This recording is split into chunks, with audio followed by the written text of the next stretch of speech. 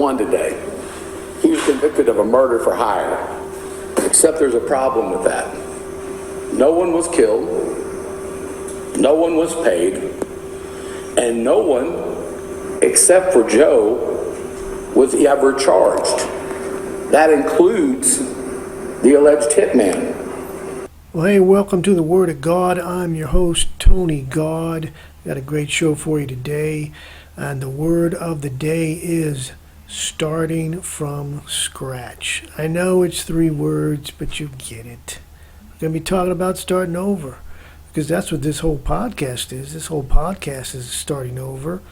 I'm starting from scratch with this. It's not like the last one I worked with. You know, we had an actual studio. It was more elaborate than this.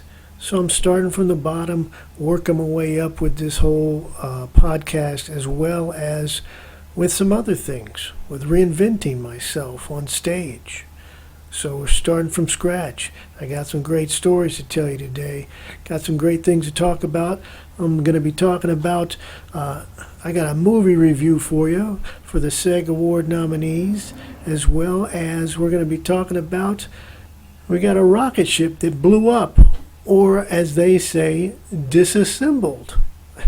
So we'll be talking about Elon Musk and SpaceX and their rocket ship blowing up or disassembling in the air. And it is the return of the one and only Tiger King. We got those stories right ahead. But hey, before we get to those stories, make sure you hit all the buttons you need to hit. You know which ones I'm talking about. Let's get to the first story. Let's go.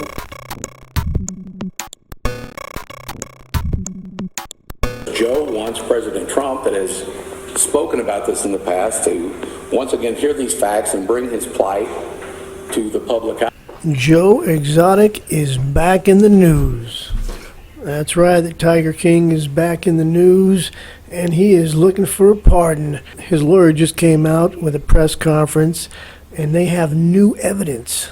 Let's listen in. He's sitting in a federal prison medical facility in Fort Worth right now. I visited with him.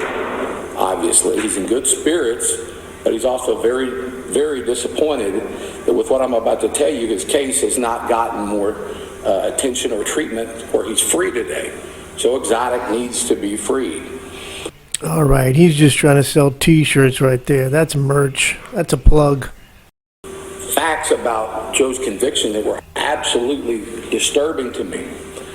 The evidence that backs this up, the videos, the documents, they're all on joeexoticofficial.com. And the actual court filings, the videos, the recordings I'm going to discuss are posted at that address so you can go and see them for yourself. Point. All right, so those are your resources if you're going to follow this case right there. One today. He was convicted of a murder for hire, except there's a problem with that. No one was killed, no one was paid, and no one, except for Joe, was ever charged. That includes the alleged hitman. That doesn't make any sense. So how do we ever get here? Well, that's point 2. It's the witnesses that were presented against Joe. The main witnesses against Joe were Alan Glover and James Garrison. Both of these gentlemen were promised deals and given leniency in prosecution, as well as a guy named Jeff Lowe, who was not called as a witness, was absolutely critical in the prosecution of Joe, were all promised deals by the government. These deals were not written. They weren't documented deals. They were promised deals, and you can see the effects. We see the effect today simply from the fact that none of these individuals have been charged with any of the crimes related to this. All right, so I'm familiar with these deals he's talking about because I watch a lot of these cop shows. You can see this every weeknight in prime time. These deals are being made. I know what he's talking about. They didn't sign anything. It's just just kind of a verbal agreement. It's kind of words in the air. I can't promise you anything, but that's what he's talking about. Let's see what else he has to say. Further, all of them have now admitted that they perjured themselves when they were talking to the government. I know that sounds crazy, but if you'll look at the website I talked about, the actual recordings are there where these guys sit down and say, when I testified before the jury that Joe told me to do this, and Joe said to kill that, and Joe said he'd pay me this, I lied. It says it that plainly. It's amazing when the guys have said those sorts of things that Joe wasn't granted a new trial. Alan Glover testified to all of the details of trial that were necessary for Joe to be prosecuted for murder for hire, basically saying Joe paid him to go and murder Carol Baskin, and he gave a bunch of details. But then, with every single detail that he gave, he later came back and recanted that, both in recorded statements and in an affidavit that was filed with the court where he said he perjured himself. Why did he do that? He perjured himself because he was worried and he was scared that he himself was going to be prosecuted, whatever the government wanted him to do. All right, I'm listening. That's only one person, though. What else you got? James Garretson, another gentleman who's in the government side. And the government and the government's informants worked with him, saying they had to get the evidence on Joe. When you see the recordings that James Garretson made, it demonstrates that Joe was going along and agreeing with an idea that James Garretson had and Jeff Lowe had about murdering Carol Baskin, but he never intended to do anything about it himself. In fact, Alan Glover has gone so far as to say that Jeff Lowe actually hired him and wanted him to kill Joe Exotic and Carol Baskin. Okay, so if this next part is true, that could be very damaging. So listen to this. The things that I thought was so insightful is the filing from the briefing in this case is we now know from undisclosed, newly discovered evidence that Garretson's government handlers scolded Garretson behind the scenes and even tried to alter the narrative that Garretson's recordings had established, because the recordings clearly show that this is Garretson's idea, and Garretson is desperate to get him to say something that will incriminate him. This is a quote from Garretson. Yeah, they, the government handlers, were getting on me about quit using us and we. That's what they were scolding me about. Quit using us and we. The government kept scolding Garretson that it can't be your idea. And Garretson admitted that they're telling me this over and over again. Man, so if you can prove that, that's pretty damaging right there. And that, by the way, also happens in the primetime cop shows. So I've seen this all before. This does not surprise me. The third point that I think requires that Joe be freed is the government's involvement in this case. Joe's case was orchestrated by others, and the government was the conductor of that orchestra. Takes a shot at the government, of course. And so that is the attorney, Levi McCathern. He's also the attorney for Jerry Jones and the Dallas Cowboys. So he's high profile. So I'm going to put a link to that press conference. So if you want to listen to the whole thing, you can check it out. And so we got to keep posted. We'll have to follow up and see what happens, because obviously got to wait till the new president gets into office before you can consider pardoning him. Because that's what he's looking for. He's looking to scratch the whole deal. So Tiger King is back in the press. Let's see what happens. He is ready to start anew. He's ready to start from scratch. Hey, let's take a look at another story. I think you're going to like this one. It's about a spaceship that blows up.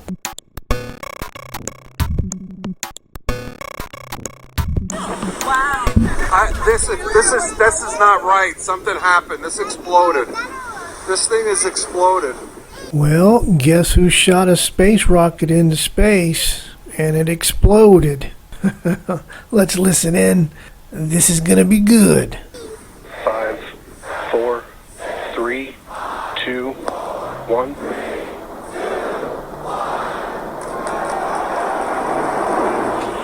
Has caught the booster. Once again, for the second time, a successful catch by the launch tower. This is the same tower, the launch pad, where that booster took off from just 7.5 minutes ago. Great view. Yeah, it was great to see the booster come down, but we are obviously bummed out about ship. It looked like we lost contact with it a little under 8.5 minutes into flight. Yay! We saved the booster, but we lost the rocket. Oopsie. That's roughly when you start to get to that main engine cutoff. We obviously need to go through all the data. It's going to take some time. In the next hours, days, we're going to figure out exactly what happened. I'll tell you what, the booster landing was actually pretty cool. That was pretty cool, the way it came back. I put a link to the video in the description there. You guys can check that out. But you lost the rocket. Come on, man. You got to do better than that. You lost Starship.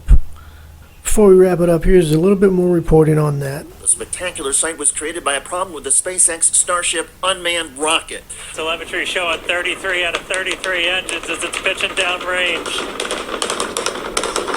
The launch apparently created a tear or loose flap, which got worse. Hearing good call-outs on the ship's and booster avionics. You just heard the rumble hitting us. Miles over the Caribbean, the rocket blew up. Moments later, some tourists and Turks and Caicos saw it this way. What is that? That's crazy. I've never seen anything like that in my life. Anybody in the space business has dealt with failure a lot. It's often how engineers and analysts learn. Wild.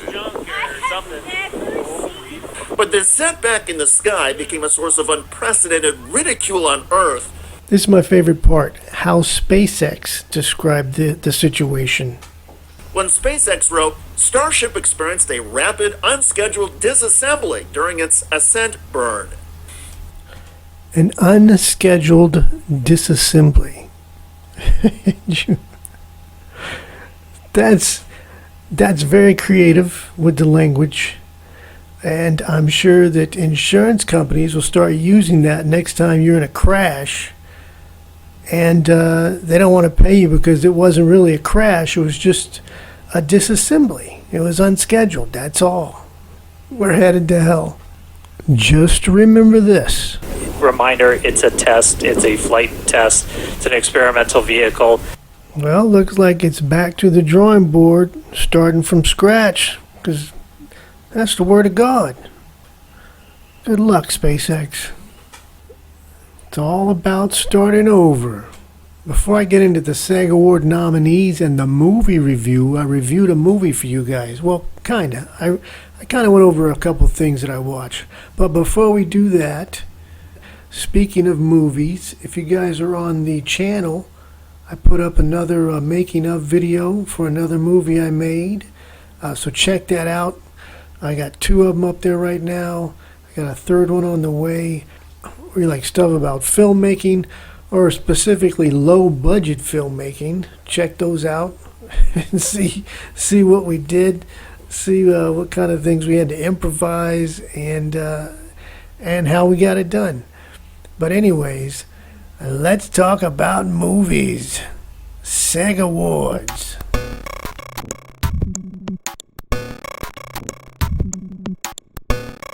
So let's get caught up on the SAG Awards. Still looking, I got the screeners. I've been looking at some of the screeners.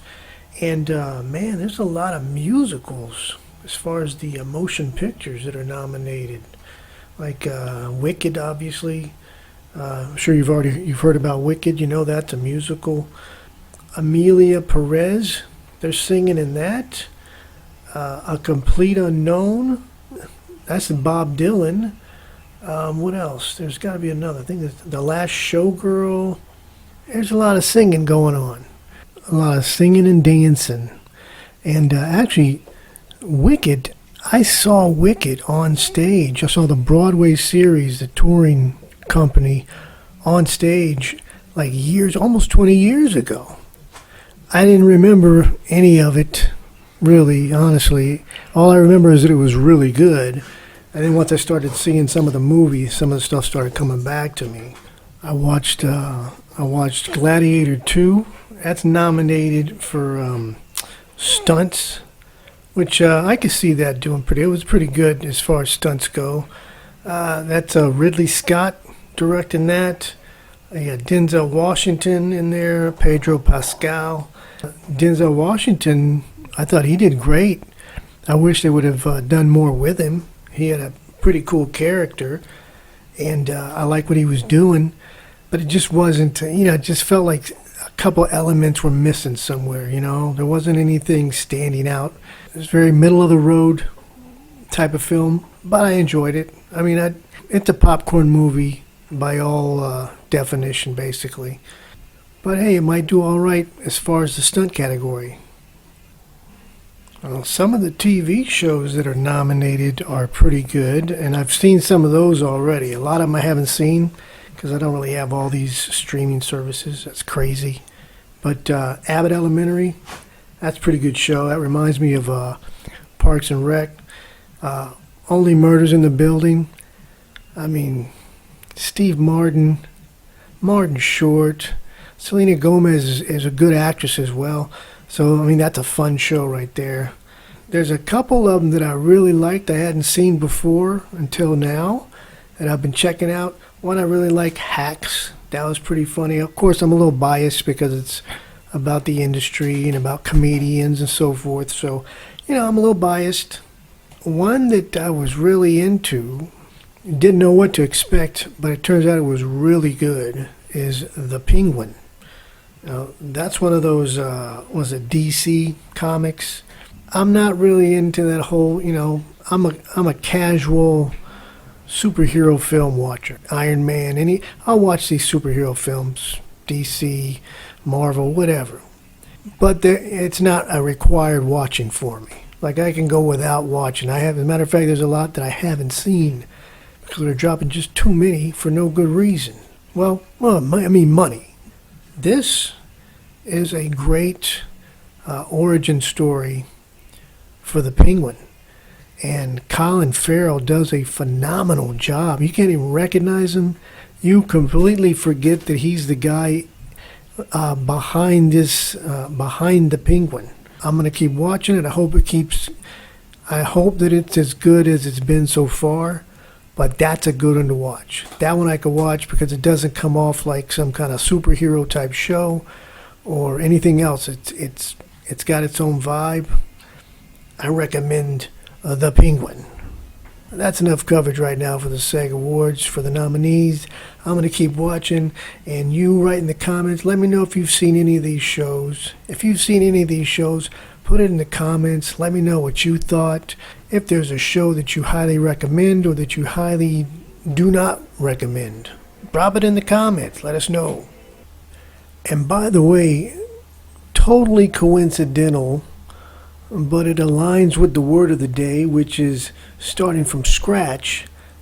The Penguin, he is starting from scratch. He's starting over. Like, you have to watch and see what I'm talking about, but basically his boss is killed, and now he has to start over. He's like a, kind of like organized crime situation there, but he has to start over, so start from scratch. So it's right on the theme. How about that? It's amazing. It's amazing. I don't know why that stuck in my head. It's David Alan Grier. He was doing a guest spot on that show Bones, and I saw a rerun of that, and he was on there, and his character kept saying that because he was like a kid show host for a TV show, like a science show for kids, like a Bill Nye type. And that was this thing, that was this phrase. It's amazing. Anytime they discovered something, it's amazing. But the word of the day is starting from scratch, and that is amazing. So, hey, listen, if you like the show, make sure you hit all the buttons. Let me know what you think.